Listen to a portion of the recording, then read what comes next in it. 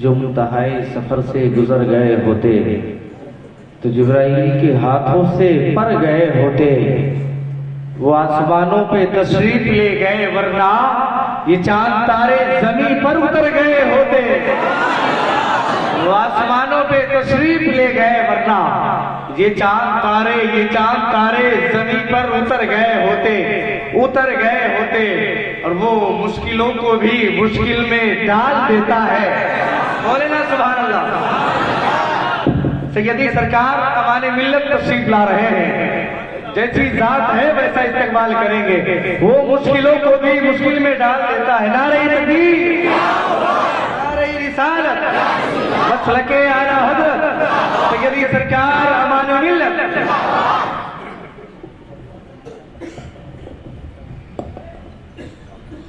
السلام علیکم ورحمۃ اللہ وبرکاتہ۔ نحمدہ ونصلی علی رسولہ الکریم، اما بعد، فاعوذ باللہ من الشیطان الرجیم، بسم اللہ الرحمن الرحیم۔ حضرات گرامی، سب سے پہلے تو میں اراکین محفل کو اس بات کی مبارکباد دینا چاہتا ہوں کہ انہوں نے آخرت کے موضوع پر اتنا بہترین جلسے کا انعقاد کیا۔ آپ سب اس کے لیے مبارکباد کے لائق ہیں۔ اس طریقے کے جلسے آج کل ہمارے یہاں ناپید ہو گئے ہیں۔ ہم جلسے کرتے ہیں اور جلسوں میں وہی روایتی تقریریں ہوتی ہیں، جوشیلی تقریریں ہوتی ہیں، جوش دلا دیا جاتا ہے، نعرے پہ نعرے لگ جاتے ہیں، لیکن آخرت کی بات نہیں ہوتی ہے، جو کہ اسلام کا ایک اہم رکن ہے۔ ہم قادری ہیں، غوث پاک فرما رہے ہیں کہ لوگوں کو ڈراؤ، آخرت کے بارے میں یاد دلاؤ۔ حضرات گرامی، سب سے پہلے تو میں ثاقب صاحب اور ان کے سہیل صاحب اور ان کے تمام ساتھیوں کو، آپ سب محلے والوں کو اس بات کی مبارکباد دیتا ہوں کہ کم سے کم آپ نے ایک ایسی شروعات کر دی۔ ہمارے مولانا سید نور عالم مصباحی صاحب، ہمارے بھائی ہمارے ساتھ علی گڑھ میں رہتے ہیں۔ الحمدللہ یہ اس نوجوان نسل کے ایک نمائندہ عالم دین ہیں۔ آپ دیکھیے کس طریقے سے انہیں فکر آخرت کا ٹاپک دیا گیا تھا، تو انہوں نے تقریباً 15 دن مختلف کتابوں سے محنت کی، نکالا اور اس کو نکال کے نچوڑ کے آپ کے لیے لائے۔ اگر وقت کی تنگی نہ ہوتی تو شاید 2 گھنٹے آپ کو 3 گھنٹے تک اس ٹاپک پہ بیان کرتے، لیکن سمجھنے والوں کے لیے اشارہ بھی کافی ہے۔ آپ دیکھیے کہ ایسی محفل تھی، لوگ اس طریقے سے سکوت طاری تھا کہ لوگ سن رہے تھے، بیچ میں نعرے نہیں لگا رہے تھے۔ یہ بھی اس محفل کی کامیابی ہے کہ کس طریقے سے لوگ اس ٹاپک پہ سن رہے تھے۔ حضرات گرامی، اعلیٰ حضرت فرماتے ہیں کہ ہائے غافل وہ کیا جگہ ہے جہاں 5 جاتے ہیں 4 پھرتے ہیں۔ ہمارا مجدد بھی ہمیں اس طرف سے اشارہ دے رہا ہے۔ آج ہمارا یہ دیکھیے کس طریقے سے آخرت کے پورا جو اسلام میں کانسیپٹ ہے اس کو بیان کر رہے تھے، قرآن حدیث کی روشنی میں آپ کو اس کو ثابت کر رہے تھے۔ پھر کس طریقے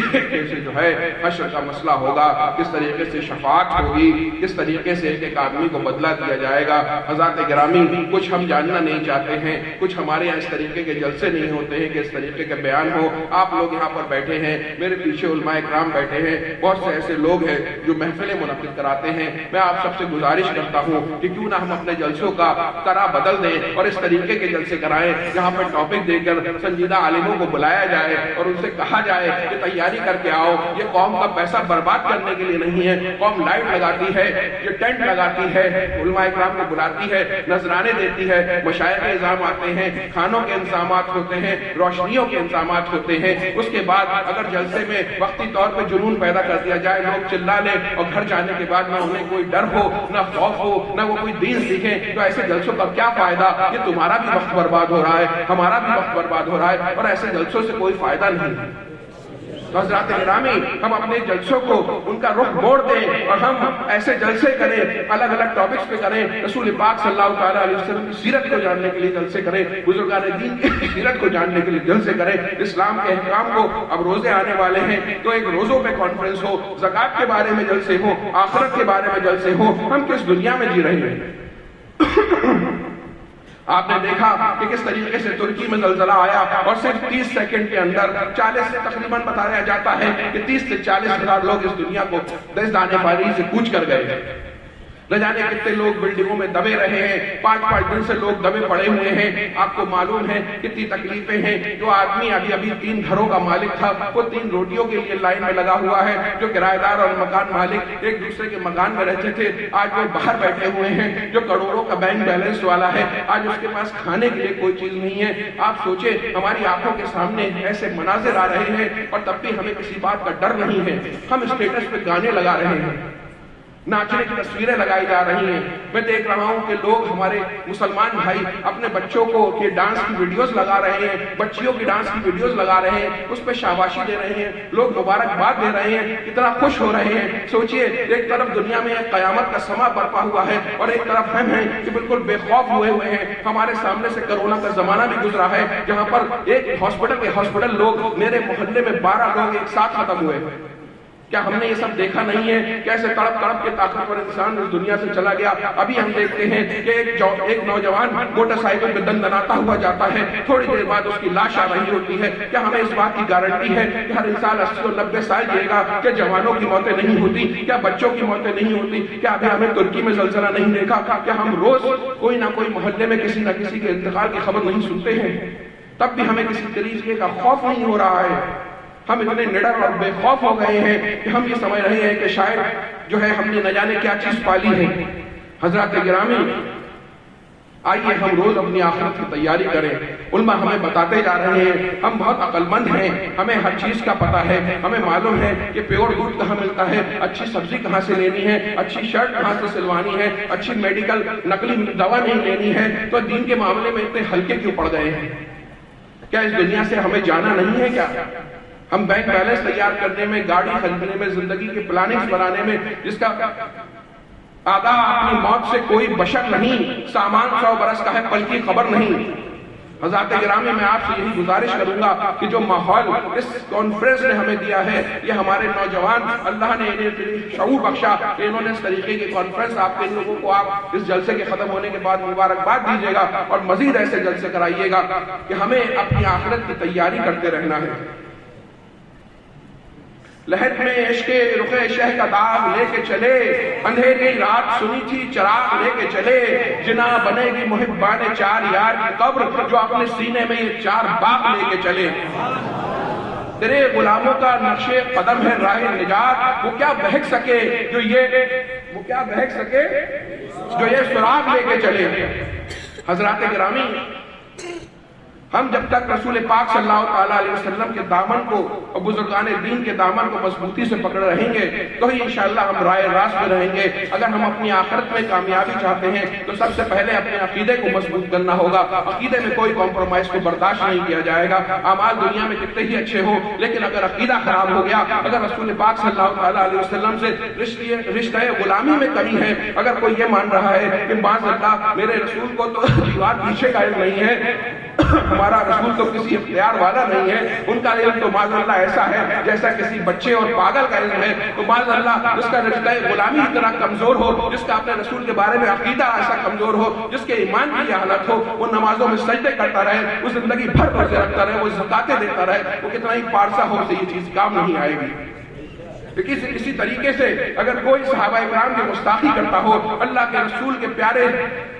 چاہنے والوں کی گستاخی کرتا ہو، کسی بھی صحابی کی گستاخی کرتا ہو، تو وہ بھی اپنا انجام جان لے کہ جب تک وہ اپنا عقیدہ صحیح نہیں کرے گا۔ اگر تم حضرت مولا علی سے محبت کرتے ہو تو تمہیں سب سے پہلے حضرت ابوبکر صدیق سے محبت کرنی ہوگی، حضرت عمر فاروق سے محبت کرنی ہوگی، حضرت عثمان غنی سے محبت کرنی ہوگی، حضرت مولا علی سے محبت کرنی ہوگی، حضرت حسنین سے محبت کرنی ہوگی، حضرت امیر معاویہ سے محبت کرنی ہوگی، تمام صحابہ کرام سے محبت کرنی ہوگی۔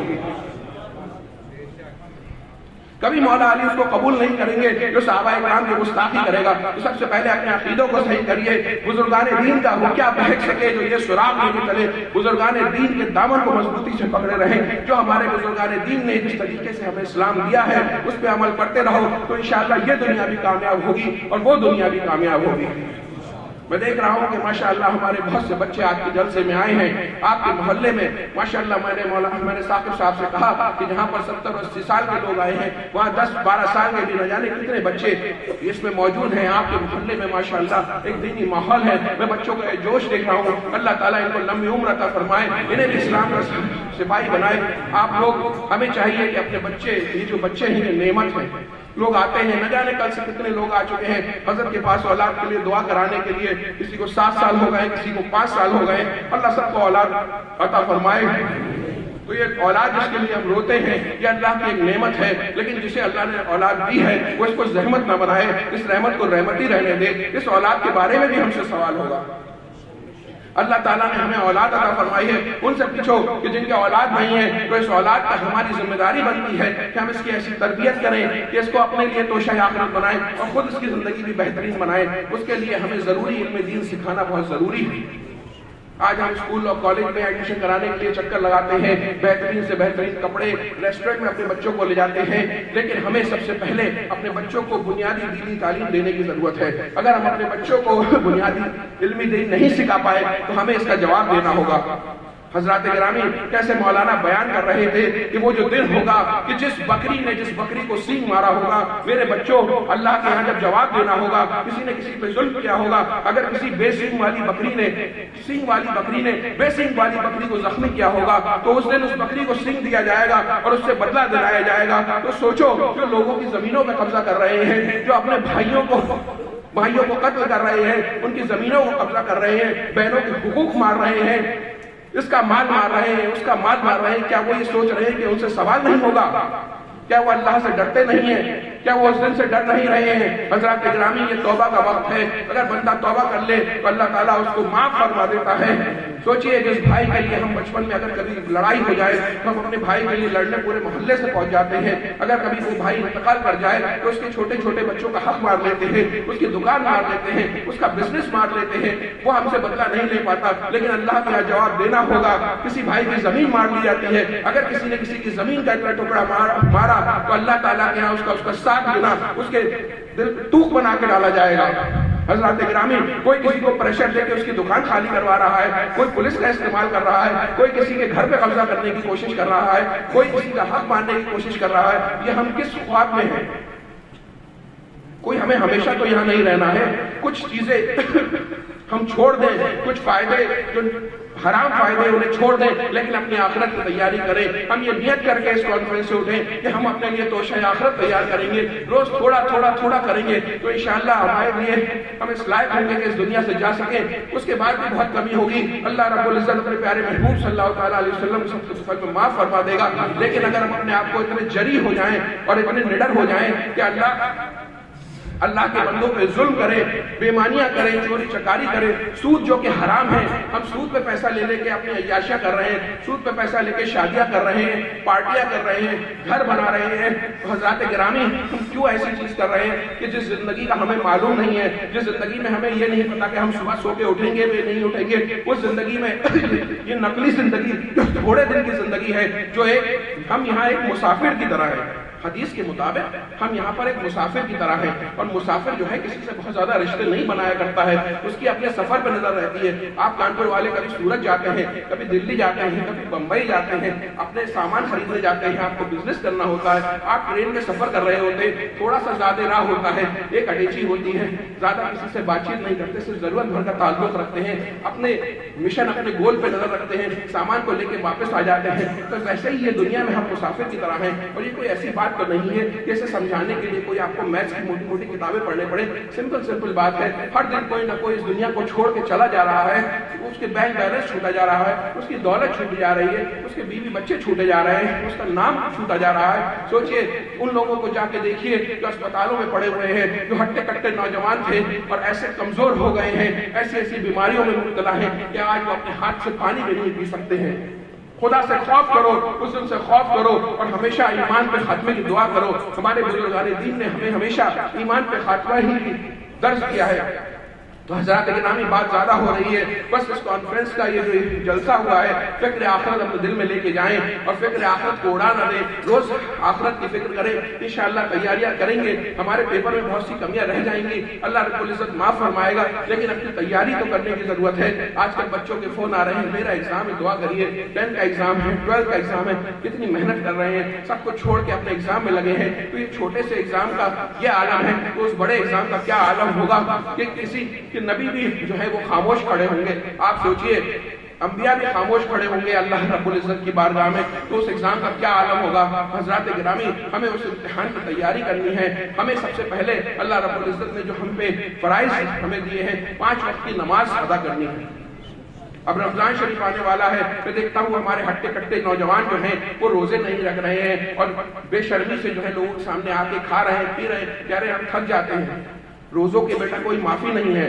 نمازوں کی کوئی معافی نہیں ہے، ہمارے پاس دولت کے انبار لگے ہوئے ہیں اور ہم 2.5% زکوٰۃ نہیں ادا کر رہے ہیں، تو ان سب کا ہمیں جواب دینا ہوگا۔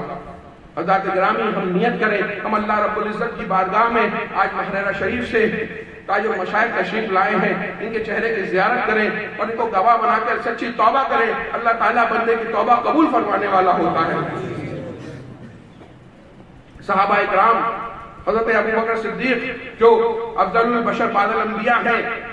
ان کا یہ عالم ہے کہ اپنی موت کو یاد کر کے آخرت کو یاد کر کے روتے ہیں، کہتے ہیں کہ اس سے تو میں ایک پرندہ ہوتا کہ میرا کوئی حساب نہ ہوتا۔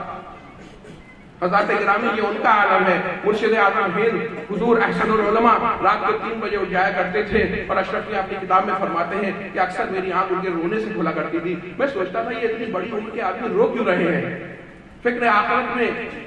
یہ بزرگان دین رویا کرتے تھے، جو آپ کے مرشد ہیں وہ آپ کے رویا کرتے تھے، یہ بزرگان دین اللہ کو یاد کیا کرتے تھے، اپنی آخرت کی فکر کیا کرتے تھے، اللہ سے دعائیں کیا کرتے تھے، استغفار کیا کرتے تھے۔ تو کیا ہم کوئی بہت اسپیشل ہیں، کیا ہم اس سے زیادہ نیک ہیں، کیا ہم بہت زیادہ تقوی والے ہیں، ہم بہت زیادہ پرہیزگار ہیں جو ہم اپنی روش بدل دیں؟ اگر بزرگان دین کا نام لیوا ہے تو بزرگان دین کے طریقے میں بھی چلنا ہوگا۔ بزرگان دین کی کبھی کوئی نماز نہیں چھوٹی، بزرگان دین نے جو ہے کبھی روزوں کو نہیں چھوڑا، کبھی انہوں نے اللہ کے کسی حق کو نہیں مارا، کبھی بندوں پہ ظلم نہیں کیا ہے، ہمیشہ لوگوں کی مدد کی ہے، خیر خواہی کی ہے۔ تو ہمیں بھی بزرگان دین پہ کے راستے پہ چلنے کی کوشش کرنی ہے اور انشاءاللہ اپنی آخرت کی فکر کرنی ہے۔ مجھے امید ہے کہ ہمارے بھائیوں نے ضرور اس جلسے سے کچھ نہ کچھ سبق لے کر جائیں گے اور اپنے گھر میں جا کے اپنے گھر والوں کو بھی بتائیں گے کہ آج کیا سن کے آئے ہیں، کیونکہ آج کا جلسہ وہ جلسہ نہیں ہوا ہے کہ جوش میں آ کے ہوا میں اڑا دیا جائے، بلکہ اس جلسے سے آپ کو ایک فکر دی گئی ہے۔ بدلنے والے کے لیے پوری زندگی ایسے ہی بدل جاتی ہے۔ میں آپ کو بتاؤں، ایک دفعہ میں 2 مہینے کے لیے مصر گیا، مصر ایجپٹ، نہ جانے کتنے لوگ انگلینڈ اور ترکی اور بڑے بڑے ملکوں سے شہروں سے اپنی امیری اور قبیلی کو چھوڑ کر وہاں علم دین سیکھنے آئے ہوئے تھے۔ مجھے ایک لڑکا ملا جس کے والد بہت بڑی کمپنی میں مینیجر تھے، وہ دنیا کے اکثر ممالک میں گھوما ہوا تھا، لیکن وہ وہاں پر آیا ہوا تھا، سب کو چھوڑ کے تسبیحاں بیچ رہا تھا اور دین سیکھ رہا تھا، کیونکہ وہ لوگ سمجھ گئے ہیں کہ آخرت کی کیا اہمیت ہے۔ میں ایسے ڈاکٹرز کو جانتا ہوں، MBBS MD ڈاکٹرز کو جانتا ہوں جو باشرہ ہیں، داڑھی رکھے ہوئے ہیں، 5 وقت کی نماز دیتے ہیں، پڑھتے ہیں۔ ابھی میں بیجاپور گیا تھا، وہ ہمارے ایک دوست ہیں، وہ ڈاکٹر ہیں، MBBS ہیں، MD ہیں، اور آپ کو معلوم ہے بیجاپور کے عالمین میڈیکل کالج میں جمعے کا خطبہ بھی دیا کرتے ہیں۔ نہ تو ہم اس دنیا میں کامیاب ہونے کی کوشش نہ ہو پا رہے ہیں، نہ اس دنیا کی تیاری کر رہے ہیں، لیکن ہمارے سامنے ہزاروں ایسے ایگزامپلس ہیں علی گڑھ میں اور مختلف جگہوں پر جہاں لوگ دنیا میں بھی کامیاب، اور دنیا میں آپ جب ہی کامیاب ہوں گے جب حقیقی طور میں آپ دین کو ساتھ میں لے کے چلیں گے۔ تو میں آپ کو بتاؤں ایسے لوگ ہیں جو اپنی دنیا بھی کامیاب کر رہے ہیں، دین بھی کامیاب کر رہے ہیں۔ اس سے پہلے میں کرناٹک میں گنگاوٹی گیا تھا، وہاں پہ میں نے دیکھا ایک مدرسے میں حفظ کے بچوں کو ایک صاحب پڑھا رہے ہیں، وہ MBBS ڈاکٹر تھے، MBBS بھی کر چکے ہیں اور بچوں کو بھی پڑھا رہے ہیں، اپنی آخرت کی تیاری بھی کر رہے ہیں۔ تو میرے بھائی اس دنیا کی خوش گپیوں میں نہ کھو جاؤ، یہ دنیا ایسی ہے، وہاں پر تو ماں نہیں پہچانے گی، تو یہ دوست بھی نہیں پہچانیں گے، کوئی نہیں پہچانے گا۔ جو آج ہی اگر ہمارے حالات خراب ہو جائیں تو آپ دیکھیں دوست قرضہ دینے کو تیار نہیں ہوتے۔ تو جب کوئی نہیں پہچانے گا تو اس دن کے لیے اپنے اعمال کو تیار کریے، ایسی اولاد تیار کریے جو آپ کے لیے مغفرت کی دعا کرے، جو نیکیاں کرے، جو آپ کو ایصال ثواب کرے۔ آج ہم یہ سوچتے ہیں کہ ہم نے اگر انہیں بچوں کو اپنے دینی نہیں بنایا، ہم خود نمازیں نہیں پڑھ رہے ہیں، گھر کا ماحول دینی نہیں ہے، تو ہم اپنے بچوں سے کیا ایکسپیکٹ کریں گے، ہم اسے کیا امید رکھ سکتے ہیں؟ بچہ ہمیں کیسے ایصال ثواب کریں گے؟ بچہ ایصال ثواب تو جب کرے گا نا جب اس میں دین کا درد ہوگا، جب وہ خود نمازیں پڑھے گا، جب خود نماز پڑھے گا تو اپنے لیے دعا کرے گا، اپنے والدین کے لیے دعا کرے گا، اس کو احساس ہوگا۔ تو جو ہم بوئیں گے وہی کاٹیں گے، ایسا تو نہیں ہے ہم گیہوں بوئیں اور باجرہ کاٹ لیں۔ تو جو بوئیں گے وہ کاٹیں گے، تو وہی فصل لگاؤ جس سے تمہیں فائدہ ہونے والا ہو۔ اپنی زندگی کو کھیل کود میں مت گزار دو میرے بھائی، ایسے دوست بناؤ جو تمہیں دین کی طرف لے جائیں، ایسے لوگ جو تمہیں دین سے دور کر رہے ہو ان کی دوستی کو چھوڑ دو، انہیں علماء کرام کے لیے چھوڑ دو، وہ ان کو تبلیغ کریں گے۔ جن کے عقائد خراب ہو، جن کے اعمال خراب ہو، ایسے لوگوں کو اگر سمجھوانا چاہتے ہو علماء کی بارگاہ میں لے آؤ، لیکن ایسے لوگوں کی صحبت مت اختیار کرو، ان کی صحبت اختیار کرو۔ جیسے یہ محلے کے تمہارے لڑکے ہیں، یہ ماشاءاللہ نوجوانی کے عالم میں تمہیں جمع کر کے ایسے ایسے پروگرام کرا رہے ہیں، یہ ہم سب کی مشترکہ ڈیوٹی ہے، یہ ہم سب کی ذمہ داری ہے کہ ہم سب ہر وقت اپنی آخرت کی تیاری کریں، دین کو سیکھنے کی کوشش کریں، اس طریقے کے پروگرامز آرگنائز کریں۔ میں ایک بار آپ کو اور سب بھائیوں کو پھر سے مبارکباد دیتا ہوں، اللہ تعالیٰ اس جلسے کو قبول فرمائے، ہمارے سید صاحب کی عمر میں برکتیں عطا فرمائے۔ جس بھائی نے جس طریقے سے اس جلسے کو منعقد کرنے میں کوشش کی ہے، اللہ تعالیٰ اس کی کوشش کو قبول فرمائے۔ السلام علیکم ورحمۃ اللہ وبرکاتہ۔